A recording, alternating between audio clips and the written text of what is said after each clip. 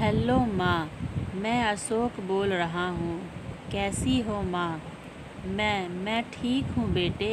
ये बताओ तुम और बहू दोनों कैसे हो? हम दोनों ठीक हैं माँ। आपकी बहुत याद आती है। अच्छा सुनो माँ, मैं अगले महीने इंडिया आ रहा हूँ तुम्हें लेने। क्या? हाँ माँ, अब हम सब साथ ही रहेंगे। नीतू कह रही थी माँ जी को अमेरिका ले आओ, वहाँ अकेली बहुत परेशान हो रही होगी।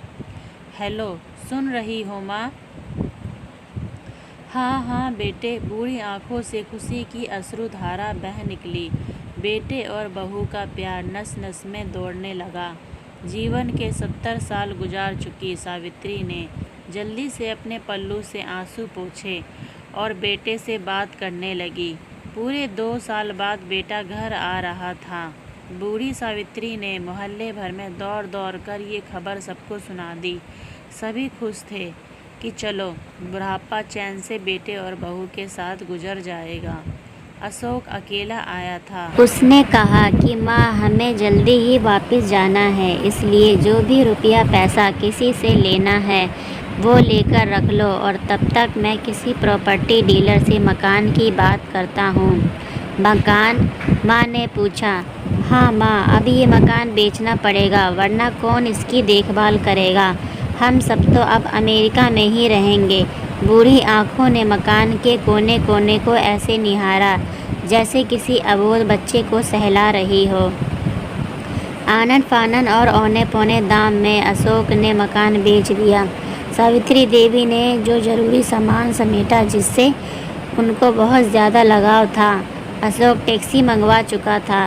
एयरपोर्ट पहुंचकर अशोक ने कहा, माँ तुम यहाँ बैठो, मैं अंदर जाकर सामान की जांच और बोर्डिंग और वीज़ा का काम निपटा लेता हूँ। ठीक है बेटे। सावित्री देवी वहीं पास की बेंच पर बैठ गई। काफ़ी समय बीत चुका था। बाहर बैठी सावित्री देवी बार बार उस दरवाजे की तरफ देख रही थी जिसमें अशोक गया था, लेकिन अभी तक बाहर नहीं आया।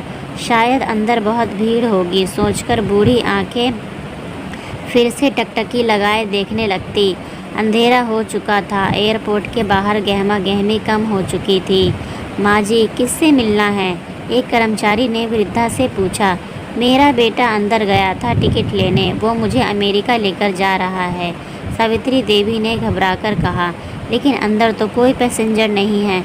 अमेरिका जाने वाली फ़्लाइट तो दोपहर में ही चली गई। क्या नाम था आपके बेटे का? कर्मचारी ने सवाल किया।